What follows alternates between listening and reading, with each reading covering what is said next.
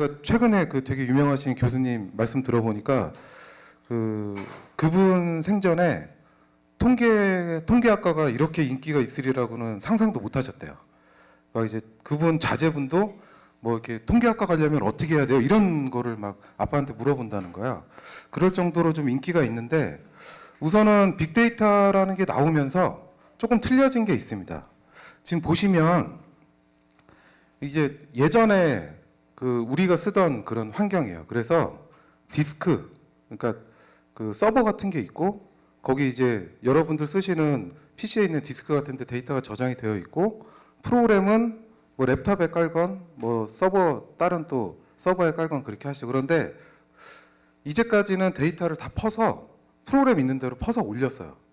그것도 동일한 데이터를 올리고 성능을 더 높이기 위해서 분석 플랫폼에 맞는 형식으로 다시 변환을 하셨어요. 그런데 요즘은 이제 어떤 일이 생기냐면 데이터가 굉장히 많아지고요. 그게 굉장히 다양해졌어요. 그래서 이 데이터를 예전처럼 다시 올리기가 너무 어려워졌어요. 올리려면 시간도 많이 들고 비용도 많이 들어요. 그래서 사람들이 생각을 했습니다. 거꾸로 하자. 그래서 프로그램을 그 데이터 있는 쪽으로 날리기 시작했어요. 그 지금 말씀드리는 이 아키텍처가 요새 그 분석이나 이런 쪽 가면 같이 나오는 하둡이라는 용어가 있는데 그 기술의 기전이 되는 아키텍처입니다. 그래서 예전에는 데이터를 불러들였다면 지금은 프로그램이 데이터 있는 쪽으로 디플로이가 되는 식으로 바뀌고 있고요. 또 하나 말씀드리면 분석 그런 플랫폼들을 보면 또 동일하게 움직여요. 그래서 데이터를 분석 플랫폼으로 옮기고 그 올라간 데에서 일부 변환을 해서 사용을 하시고 하죠. 근데 이제 요새 워낙 기업들이 보안 이슈 같은 게 굉장히 크리티컬하게 여기기 때문에 이럴 때 이제 보안 이슈 같은 게 많이 발생을 합니다. 왜냐하면 보통 기업들이 가지고 있는 엔터프라이즈 시스템들은 데이터에 대해서 되게 세밀한 보안을 걸어놔요. 누구는 뭘 볼 수 있고 동일한 질의를 해도 다른 결과가 나올 정도로 틀린 거라고 데이터를 마스킹하거나 리렉션, 변조 같은 걸 시키거나 하는 일들을 하는데 이제 보통은 그 데이터베이스에서 데이터가 빠져나오는 순간 그런 게 좀 많이 없어집니다. 그래서 요즘은 그 굉장히 그 메가 트렌드 중에 하나인데요. 그 특히 이제 저희 오라클 같은 데이터베이스를 그 코어 제품으로 하는 그런 회사들, 데이터베이스 하는 회사들이 기존의 어떤 분석이나 이런 역량을 DB 안에다 넣는 걸 하고 있어요. 그걸 이제 흔히 IT에서는 이제 인DB 어널리틱이라고 하고 있고 이런 것들을 지원하고 있습니다. 그래서 이런 게 필요한 이유 자체가 데이터가 워낙 크고 보안성이 높아지니까 점점 이런 것들을 있는 자리에서 바로 하자 이런 사상으로 움직이는 겁니다. 그래서 이 두 가지를 이해를 하시면 기술적으로는 어떤 식으로 흘러가고 있다는 게 이해가 되실 것 같고요. 지금 말씀드린 거를 좀 요약을 하면 데이터와 분석의 거리를 줄이는 방향으로 전체 기술이 발전이 되고 있어요. 모든 기술이 지금 이쪽으로 수렴을 해서 움직이고 있습니다. 그럼 이제 데이터 분석, 굳이 빅데이터가 아니더라도 그냥 분석이라는 관점을 한번 보죠. 이제 저희가 고객사 나가보면 저기 앞에다 빅을 붙이면 되게 어려워하세요. 뭔가 이제 예전에는 전혀 하지 않았던 이런 거를 해야 될 것 같은 막 의무감이나 압박감 같은 걸 느끼시는데 우선 데이터 사이언티스트 뭘 할 수 있을까요? 데이터 사이언티스트 이렇게 보면 아마 제가 자료 보니까 오전 세션에 이 얘기를 굉장히 많이 들으셨을 거예요. 근데 이제 저희가 기술적인 관점으로 보면 그 굉장히 여러 가지 역량이 필요하고 그 흔히 이제 요즘 많이 보시는 R에 대한 역량도 필요하고 기존의 데이터베이스에 대한 역량 그리고 새로 나오는 기술들 노에스큐엘이라는 데이터베이스도 있고 하둡이라는 파일 시스템 기반의 어떤 컴퓨팅 엔진도 있고 이런 것들을 이제는 분석가가 알아야 된다라고 막 얘기를 하고 있죠. 그리고 기업들이 실제 그런 것들을 교육을 하고 있고 노력을 하고 있습니다. 이제 어제 제가 구글 트렌드 가서 찾아본 건데요. 데이터 마이닝, 데이터 사이언스, 빅데이터, 데이터 사이언티스트 이렇게 보시면 저기 이렇게 바닥으로 막 내려가고 있는 단어가 데이터 마이닝이에요. 그러니까 예전에는 굉장히 많은 기대가 있었지만 지금도 계속 하고는 있지만 전체적인 어떤 관심의 볼륨은 줄어들고 있고요. 노란색으로 치고 올라가는 게 빅데이터입니다. 그리고 저 치고 올라가는 빅데이터보다 느린 트렌드로 조금씩 올라가고 있는 게 데이터 사이언스 관련된 것들이고요. 2015년 10월, 지금으로부터 1년 후에 어떻게 될지 예상을 보면 데이터 마이닝하고 빅데이터는 예상치가 있는데요. 데이터 사이언스는 예상치가 없어요. 구글 가서 찾아보면 아직까지 데이터가 부족해서 예측을 못하고 있거든요. 구글도. 근데 지금 저희가 보기에는 지금 저 데이터 사이언스, 데이터 사이언티스트에 대한 기업들의 니즈는 저희는 이제 실제 필드를 나가서 고객분들을 만나보면 그런 분들을 정말 기업에서는 갈망을 하고 있습니다. 지금 설명드릴 거는 저희가 최근 샌프란시스코에서 열렸던 저희 행사에서 저희 쪽에 이쪽 관련된 거 진행하시는 분이 이게 제가 업데이트 자료라 핸드아웃에 없어요. 죄송합니다. 여기 보시면 이분이 3가지 질문을 하셨어요. 첫 번째, 오전에 들으셨은 뭐가 도대체 데이터 사이언티스트냐? 두 번째, 필요한 거냐? 세 번째, 어떻게 해야 되냐? 어떻게 이 사람들을 키워야 되냐? 이렇게 3가지 관점으로 말씀을 드리도록 하겠습니다. 우선 데이터 사이언티스트에 대한 정의는 들으셨을 것 같고요. 보통 이제 데이터 사이언티스트를 바라보는 해외에서 관점도 굉장히 많은 스킬셋에 대한 그런 버즈워드도 있고 기대치가 있습니다.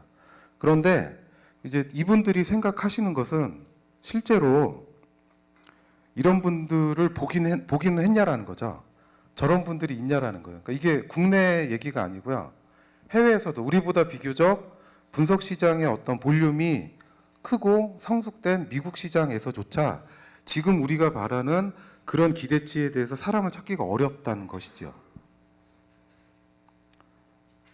그래서 이제 저희가 오라클 같은 경우도 분석 프로젝트를 실제 수행도 하고 그거 관련돼서 지원을 하고 있습니다. 그래서 저희가 진행을 해보면 앞서 나왔던 굉장히 많은 어려운 그런 이제 커리큘럼이나 굉장히 그런 핫한 IT 용어가 아닌 실제로 보면 수행하시는 분들은 비즈니스, 어널리틱, 데이터 저 3가지 파트에 대한 경험, 그리고 보통 저런 분들이 다 없기 때문에 2가지, 1가지라도 제대로 갖고 있는 분들이 티밍을 하는 거를 일반적인 그런 데이터 사이언티스트를 통한 분석의 어떤 조직으로 보고 있고요. P&G가 실제 프로젝트를 진행을 하면서 되게 재밌는 얘기를 했는데요. 저 3가지 파트가 다 필요하지만 더욱 중요한 거는 첫 번째가 호기심이고요. 두 번째가 무슨 뜻인지 혹시 아시겠어요? 저게 뭐 끈기 뭐 그런 뜻이거든요. 그러니까 굉장히 호기심이 많아야 되고, 그리고 실패를 하더라도 포기하지 않고 집요할 정도로 지속적으로 데이터에 애정을 갖고 그거를 바라볼 수 있는 사람을 P&G에서 실제 수행을 해보고 이런 분들이 실제 티밍할 때 들어 있어야 되고 이런 분들의 어떤 자격 조건이 있어야 된다라고 얘기를 했습니다. 그럼 이제 데이터 사이언티스트가 실제 필요하냐라고 보면 첫 번째는 정말 이렇게 많이 공부하신 그런 분들이 진짜 엄청나게 필요하냐라고 하면 그거에 대해서는 대부분 그 정도는 아니다, 실은 그런 얘기를 하고 있고, 또 데이터를 이렇게 모으고 거기에서 어떤 분석을 해서 가치를 얻는 거는 필요하냐라고 하면 그건 거의 필요한 것 같다. 그건 확실히 필요하다. 의심이 여지없이 그건 분명히 회사에서 필요하다라는 거고요. 세 번째로 거기서 밸류를 찾는 그런 사람들이 필요하냐라고 하면 그런 사람도 필요하다. 아까보다는 조금 덜하긴 하지만 얘기를 하고 있죠. 거의 확실히 필요하다고. 그러면 이제 이런 사람들을 어디서 구하냐라고 하면 미국 같은 데서도 기존에 뭐 캐글이나 뭐 이런 데처럼 이렇게 컴피티션하는 이제 그런 분들이 모여 있는 그런 데도 있고, 기존에 이제 분석 시장에서 활동하시는 분들, 그리고 분석 회사가 아예 있죠. 그래서 뭐 이런 분석가들만 100명, 200명씩 있는 그런 회사들도 있고요. 그런데 결론적으로는 조직 안에서 키워야 된다라는 그런 의견이 좀 많습니다. 그래서 저희도 이제 저희 고객사나 이렇게 다녀보면 보통은 외부에서 그런 분들을 많이 소싱을 하세요. 그런데 어느 정도 지나가면 이런 사람들이 우리 내부에 있어야겠다라고 느끼시는데, 그 이유 중에 하나가 그 분석가 분이 그 현업 그리고 그 조직의 데이터를 정말 잘 알고 있어서 앉자마자 쫙 펼쳐놓을 수 있는 분들을 뵙기가 쉽진 않거든요. 그러면 조직에서 저희가 이렇게 돌아다녀 보면 어떤 데이터가 있고 그 데이터는 어떤 특성이 있고 또 이게 분석이 있고 해석의 영역이 있잖아요. 그렇게 봤을 때 그런 것들을 실제 이런 거는 필요 없어. 이런 거는 의미 있어를 판단해 주시는 거는 실제 조직 안에 그런 분들이 계시거든요. 그런 걸 하실 수 있는 분들이 다행히도. 그래서 그런 분들이 있기 때문에 그런 분들을 조금 더 키워야 되지 않겠느냐라는 그런 얘기들이 나오고 있는 거고요. 그래서 기존에 있는 인력을 좀 레버리지 하자라는 거고요. 그리고 그 직원분들한테도 그런 기회를 주는 거죠. 그러니까 뭐 예를 들어서 요즘은 워낙 그 R이라는 거에 대한 그런 그 쓸 수 있는 사람들, 그것도 좀 잘 쓸 수 있는 분들, 그런 분들에 대한 그 소요가 있는데 R만 하시는 분은 회사 입장에서는 크게 매력이 없어요, 실은. 기존의 상용 툴을 쓰실 수 있으면서 R을 하실 수 있는 분이 회사 입장에서는 더 매력적이거든요. 그래서 기존에 있는 환경 그리고 기존에 있는 거로 어떤 식으로 되는지를 알고 그거를 구현할 수 있고 더 좀 부가적인 그런 모델링 같은 걸 하실 수 있는 분들을 원하고 있습니다. 그래서 그 기존의 어떤 그 세스나 SPSS처럼 그 좋은 그런 상용으로 되어 있는 툴을 쓰시는 분들도 새로운 그 R이라는 툴을 익히시면 훨씬 더 자기의 밸류를 높일 수 있는 방안이 되거든요. 그 일례로 분석은 아니지만 저 같은 경우가 예전에는 개발자도 하고요.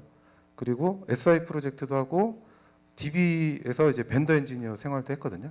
이렇게 보면 벤더 엔지니어 생활을 하고 나서 뭔가 고객한테 새로운 기술을 설명을 해줄 때 고객이 이미 알고 있는 게 데이터베이스예요. 그러면 새로운 기술, 하둡이나 노에스QL에 대한 기술을 뭔가 설명을 하려면 DB를 알고 있어야지 설명을 할 수 있어요. 그거 기반으로 설명을 드리는 겁니다. 그래서 이제 그런 게 필요하다라는 거고요. 어떻게 키워야 되는지를 보면 몇 가지 스텝이 있습니다. 첫 번째는 이제 그런 분을 찾아야 되죠. 근데 이제 분석가 분은 기본적인 역량이 있기 때문에 그분은 좀 배제를 하죠. 그분은 이미 잘 하시는 분이니까요. 첫 번째는 개발자 분들 중에 좀 통계적인 그런 지식이 있거나 그런 쪽에 관심이 많으신 분들, 그리고 이 비즈니스 챌린지라는 게 보통 이제 개발하시는 분들이 현업에서 있는 업무가 어떤 게 그 필요한지에 대한 거를 초기에는 잘 모르시거든요. 근데 어느 정도 그 경험이 쌓이시면 이제 그런 걸 기반으로 생각을 하시는데 이제 그런 분들이 적합한 사람이라는 거고요. 비즈니스 분석가는 이거는 조금 그 불공정한 것 같은데 비즈니스 분석하시는 분이 프로그램에 대한 그런 기술, 근데 하시기 좀 어렵잖아요. 실은 저건 현실적으로 비즈니스만 하시던 분이 갑자기 뭐 프로그램 짜라 그러면 어려우시잖아요. 그런데 이제 그런 건 일부 있어야 된다라는 거고, 그리고 어느 정도 기본적인 그런 노력만 있으시면 요즘 나오는 저런 분석 관련된 그 스크립트나 랭귀지는 상대적으로 쓰긴 좀 편하세요. 그거로 제품을 개발하라면 못 하시겠지만 그거로 데이터 처리하는 것까지는 가실 수가 있거든요. 노력으로. 이제 그 부분이 있고요. 또 하나는 이런 분들이 다 호기심이 굉장히 많아야 된다는 거예요. 그래서 조금 해보고 지치는 분들이 아니고 굉장히 다양한 시도를 해볼 수 있는 분들이 있어야 되는 거죠. 두 번째는 이런 분들을 가지고 어떤 프로젝트 같은 거를 진행을 하실 때 쉬운 거 먼저 하시라는 얘기예요. 그래서 그 어떤 분석이나 이런 프로젝트를 할 때 너무 원대한 그런 목표를 잡으시면 하기도 힘들고 실패할 확률이 굉장히 높습니다. 그래서 조금 안전한, 그럼 이제 도대체 뭐가 안전한지 어떻게 아냐 이렇게 하면 딱히 답변 드릴 말씀은 없어요. 근데 저희가 회사 가보면 일반적으로는 회사 내부에서 과제 같은 거를 공모를 합니다. 그래서 과제를 현업분들이 쭉 내고 그 중에 심사를 해서 이런 거는 될 것 같아. 이런 프로젝트를 선정을 하는 거죠. 국내에서도 이제 모 기업 같은 경우는 실제 프로젝트를 이렇게 진행을 했고요. 이제 이런 상태에서 또 하나는 좀 폭을 제한을 해야 된다는 거. 저거를 해서 경우에 따라서는 뭐 이런 게 있습니다. 그러니까 저희가 가면 분석 프로젝트를 진행을 하셔야 되는데 원하시는 수준이 뭐 이런 거예요. 그러니까 뭐 이 프로젝트를 하면 어느 정도 효용성 같은 게 있어서 이걸 기반으로 나중에 뭔가 투자를 하겠다 이렇게 생각하실 수 있잖아요. 그러면 보통 분석하시는 분들은 이렇게 생각을 하세요. 그러면 프로젝트는 다 한 거다. 예, 그 정도 나왔으면 다 한 거다 이렇게 말씀하시거든요. 그래서 이제 어느 정도 좀 스코프를 줄이실 그런 필요가 있고요. 그리고 또 하나는 정의를 하셔야 될 게 비즈니스 밸류에 대한 거랑 어느 정도 시간을 투자해야 될지죠. 그러니까 현실적으로 너무 많은 기간을 말씀을 하시면 윗분들이 허락을 안 하세요. 그래서 보통은 3개월, 아무리 길어도 6개월 이내에는 끝내는 그런 식으로 하시고요. 짧은 경우에는 1, 2개월에 끝나는 경우도 있습니다. 그리고 이제 이런 걸 가지고 여기 이제 관련되신 분들 티밍을 하셔야 되고요. 그리고 스킬을 내부에서 역량을 키우는 방법이 있고요. 스킬을 키우는 방법은 실은 이제 테크니컬한 베이스는 요즘은 기회가 많습니다. 그래서 새로 나와 있는 기술이나 이런 거를 강의하는 그런 과정도 제가 처음 시작했을 때 한 2, 3년 전에 비해서는 굉장히 많이 생겼고요. 그 부분에 회사가 투자를 하고 직원분들을 좀 보내주시면 그런 걸 하실 수가 있고요. 또 하나는 무엇을 하시든지 너무 당연한 얘기긴 하지만 그것에 대한 아웃컴을 실제는 그걸 평가를 하셔야 돼요. 그래서 이게 어느 정도의 효과가 있었는지를 보고 이거를 반복하시라는 거죠.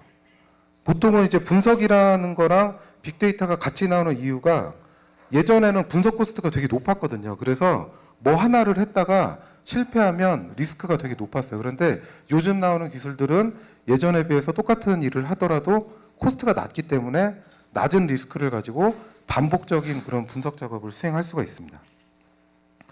이제 그 결과를 퍼블리시하고 프로모트 하라는 이제 그런 얘기가 되겠고요. 국내에서 저희가 티밍 했던 걸 보면 이제 보통 어떤 분들은 이제 뭐 국내에는 뭐 어떻게 되게 느리다, 조금 뒤처져 있다라고 하는데 저희 생각은 그렇지는 않습니다. 그러니까 어떤 테크니컬하거나 그거에 대한 사례나 이런 수를 보지 않고 실제 진행되는 것들을 보면 아까 보셨던 것과 동일하게 해요. 그러니까 저희가 진행했던 프로젝트들도 보면 현업 업무 지식을 갖고 있는 현업분이 항상 계시고요. 그리고 이제 상용 통계 패키지나 R 같은 거 쓰시는 분석 전문가 집단 같은 게 있어요. 그리고 그 분석가 집단을 서포트해 줄 수 있는 굉장히 대량의 데이터라도 짧은 시간 안에 정제를 해서 그 알고리즘에 태울 수 있는 인풋 테이블을 만들어주는 그런 분들이 계시고요. 경우에 따라서는 저 3가지 중에 2가지 정도를 갖고 계신 분이 간혹가다 계시고요. 일반적으로는 저 3파트가 모여서 일을 합니다. 그런데 분석 프로젝트 중에는 이쪽 어널리틱 관련된 파트가 없는 경우도 간혹가다 있어요. 그러니까 분석의 수준이 업무하시는 분이 갖고 있는 수학적인 지식으로도 해결이 되는 경우가 있습니다. 그런 경우에는 별도 분석가 없이 업무하시는 분과 개발자분만이 하시는 경우도 있어요. 근데 보통 그런 경우에는 계산하는 공식이 굉장히 복잡하지 않고 굉장히 심플합니다. 그러면 그런 걸 가지고 진행되는 경우들도 있습니다.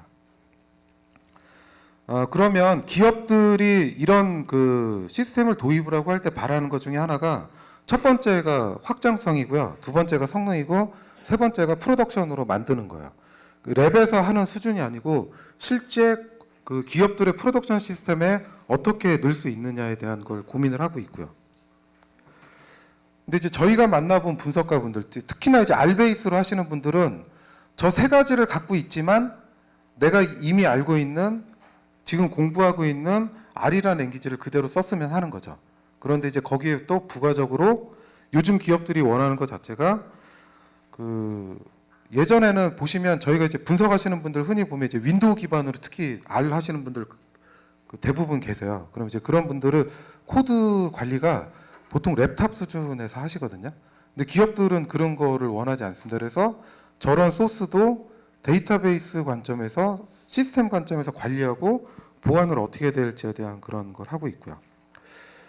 최근 저희가 수행하는 거를 아키텍처 같은 걸 보면 초창기에는 코딩 수준의 개발을 많이 했어요. 그래서 분석가 분이 계시고 코딩하는 분이 있고 해서 그분이 티밍을 해서 자바 같은 코딩을 막 하시는 거죠.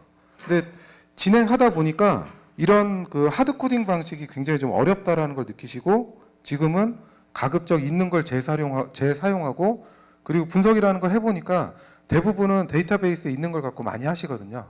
그래서 이제 그런 거에 대한 방식으로 좀씩 확장이 되고 있습니다.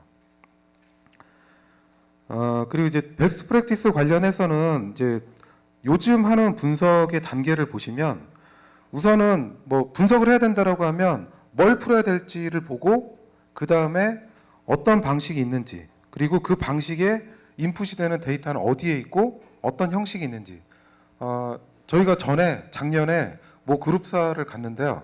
거기서 이제 과제를 선택을 하셨거든요. 근데 가서 막상 하려고 보니까 그분이 말씀하신 그런 데이터는 없어요. 그렇게 예쁜 데이터가 없는 거예요. 분석에 요구되는 그 기간만큼의 데이터도 없고 그런 것들이 있거든요. 그래서 실제로는 이런 것들을 어떻게 써야 될지에 대한 거를 조금 더 보셔야 되고 그 다음에 기술을 보시는 거예요. 이런 거에 대해서는 어떤 기술을 써야 되는지 그 다음에 보는 겁니다. 예, 그렇게 해놓고 진행을 하시라는 거고요. 그리고 이제 저희가 오라클이 수행한 프로젝트에 어드밴스 어널리틱을 수행을 했을 때 과정을 보면 똑같습니다. 그래서 비즈니스 문제에 대한 정의를 하되 저 비즈니스 문제는 추상적으로 하시면 안 돼요. 그러니까 뭐 이렇게 매출을 올리고 싶다 이런 정도의 디파인이 아니고 어떤 거에 어떤 상품의 매출을 몇 프로 이상 하고 싶다. 근거가 있으셔야 돼요. 갑자기 막 오늘은 좀 느낌이 좋으니까 한 30% 하는 분석을 할게요. 이런 게 아니고 정확한 그런 근거가 있으셔야 되고요. 두 번째가 데이터를 이동하는 거를 금지를 하고 있습니다. 그래서 가급적 최소화하라는 얘기죠. 데이터를 자꾸 여기 옮겼다 저기 옮겼다 하면서 하면 저게 이제 나중에 프로덕션으로 갔을 때 그 모델의 어떤 신선도나 그리고 실제 디플로이를 할 때 그 기간에 영향을 미치고 나중에 이제 유지보수 할 때도 얼마 주기로 해야 될 때 그 주기가 굉장히 길어지거든요. 세 번째가 필요한 데이터만 쓰라는 거예요. 그러니까 흔히 하는 실수 중에 하나가 데이터 분석을 해야지 그러면 해보셨던 분들도 일단은 갖고 있는 데이터를 쭉 펼쳐놔요. 다 해놓고 이제 시작을 하자 이런 게 있는데 그런 거 말고 실제 쓸만한 데이터를 골라서 하셔야 된다라는 거고요. 그리고 이제 새로 이제 변수 같은 거를 생성하시라는 얘기는 기존에 있는 것만 하시지 말라는 거죠. 그러니까 예를 들어서 사원에 이 사람이 퇴사를 할까 말까 이런 거 분석을 하시면 퇴사에 대한 걸 분석을 하실 때 기존에 있는 것만 갖고 하시는 게 아니고 새로운 변수를 하나 만들어 내시는 거예요. 어떻게 하시냐면 이 사람이 전년 대비 아니면 전 분기 대비 보너스 받은 금액은 어떻게 차이가 있는지 똑같은 동료 대비해서는 어떻게 틀리는지 이분이 그동안 매니저는 몇 번 바뀌었는지 이렇게 새로운 그런 변수들을 새로 만들어서 그런 거 가지고 분석을 하시라는 거고요. 그래서 이제 테크놀로지 입장에서도 방법론적에 있어서도 다양한 기술들이 있기 때문에 이제 그런 거를 쓰셔서 작업을 하시라는 겁니다. 제가 시간이 없을 것 같아서 원래 이게 뒤에 있는 얘기인데 좀 앞당겨서 가져왔습니다. 최근에 이 올리브 가든이라는 회사고요. 이분이 이제 실제 시니어 데이터 사이언티스트를 하시는 분이 발표한 내용이에요. 그래서 이제 미국에서 했던 사례가 되겠고요. 이분들이 관심 있는 사례는 이런 겁니다. 레스토랑이 이분들이 몇백 개를 갖고 있어요. 미주 지역에. 그런데 굉장히 많은데 통상적으로는 레스토랑의 어떤 고객을 분석하거나 매장을 어떻게 인테리어하고 어떤 음식 메뉴를 만들고 이런 것들은 흔히 이제 심플하게는 지역으로 하는 거죠. 그냥 심플하게 덩어리로 나눠서. 그런데 이분들은 좀 다른 어프로치를 하고 싶어 했고요. 그리고 고객이 이 다음에는 어떻게 움직일까라는 거를 기존에 이제 우리도 그런 세그를 만들어서 분석을 하긴 하지만 그런 거를 수행을 하셨습니다. 우선 이제 레스토랑 관련된 작업은 어떻게 하셨냐면 이분들이 이제 분석하실 때 보면 어떤 방법을 취하느냐에 따라서 굉장히 심플한 방법도 있고 굉장히 좀 복잡한 방법도 있는데 레스토랑 클러스터링 관련해서는 한 중간 정도 있는 걸 하셨고요. 이분들이 830개 레스토랑에 있는 데이터를 가지고 클러스터를 한 5개 정도로 만드셨어요. 여기 보시면 트랜잭션 수로는 이게 100만, 1000만 어기니까 한 1억 건 정도가 돼요. 그러니까 트랜잭션은 1억 건이고요. 레코드는 10억 건이에요. 그러니까 음식 한 번 시키면 물건이 여러 개가 있잖아요. 여러 개 시키시잖아요. 그러니까 한 10억 건의 데이터를 가지고 트랜잭션으로 보면 1억 건. 영수증 개수가 1억 개다. 이렇게 보시면 되죠. 그런 걸 가지고 약 한 100개 이상의 그런 행동 변수들을 추출을 하시고요. 그리고 이제 어떤 거를 써야 되고 뭐 이제 노이즈 같은 거 제거할 때는 이제 PCA라는 방법을 쓰셨고요. 이런 거를 통해서 실제 분석을 해보니 이제 분석 과정이 되겠고요. 일단 이제 예전 방식으로 했을 때보다 데이터베이스에서 인디비 분석을 하셨을 때 이제 성능이 저렇게 좋았다라는 거고요. 또 하나 여기 보시면 이제 클러스터를 5개를 하셨는데 그 중에 좀 특징적인 거 3개가 있는데 저 이제 그레이트 레이크랑 뭐 웨스트코스트 쭉 보면 이제 그 오데오 쪽을 보면 저쪽에 계신 분들은 쿠폰에 되게 민감하신 분들이세요. 쿠폰에. 두 번째 보시면 이분들은 쿠폰은 별로 안 민감한데 저 LTO 프로모션이라는 게 여러분들 그 문자 받으시잖아요. 이 문자는 뭐 몇 월 며칠까지 쓰실 수 있습니다. 그런 거 날라오는 거 있잖아요. 그런 프로모션. 그런 게 이제 LTO 프로모션이거든요. 근데 저분들은 이제 저기에 되게 민감하신 분들이고 저쪽 보신 분들은 술을 되게 좋아하시나 봐요. 그 술 같은 거에 또 민감하신 분들이세요. 근데 흥미로운 건 그 지역을 배제하고 분석을 하셨어요. 지역을 배제하고. 그런데 지역별 특성이 있어요. 그런데 그 지역별 특성을 안 따르는 애들도 있어요. 여기 보시면. 여기 이제 그레이트 레이크 쪽도 있고 뭐 다른 쪽도 있는데 이게 이제 같은 클러스에 속하는 건데 지역적으로 좀씩 틀리죠. 그래서 우리가 그냥 이미 알고 있던 생각하고 실제 분석을 해보니까 이제 저런 것들이 나오기 시작을 했고 각 클러스별로 선호하는 그런 것들이 나오기 시작을 했죠.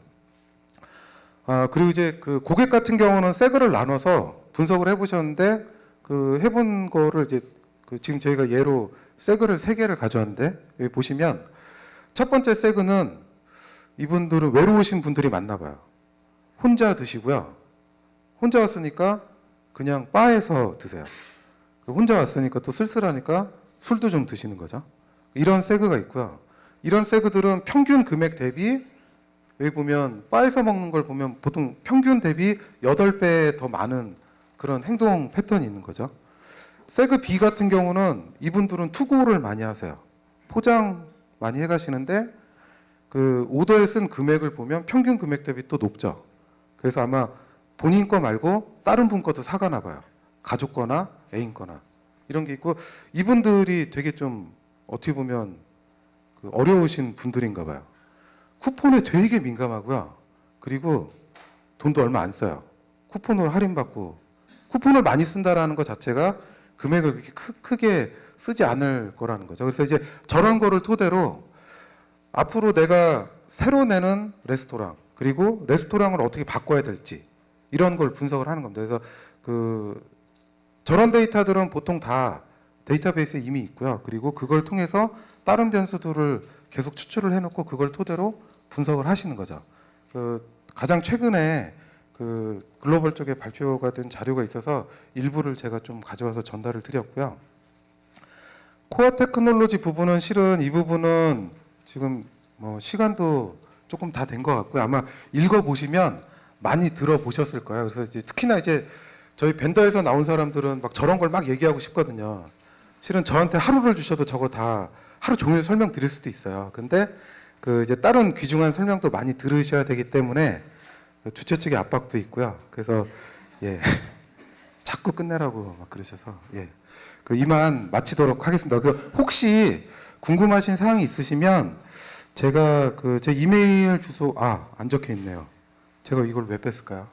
예, 제가 그 저희 그 배포용 자료 할 때 제 이메일 주소를 적어서 드릴게요. 궁금하신 사항이 있으시면 이메일로 질문 주시면 감사하겠습니다. 힘드신데 예 설명 들어주셔서 감사합니다. 고맙습니다.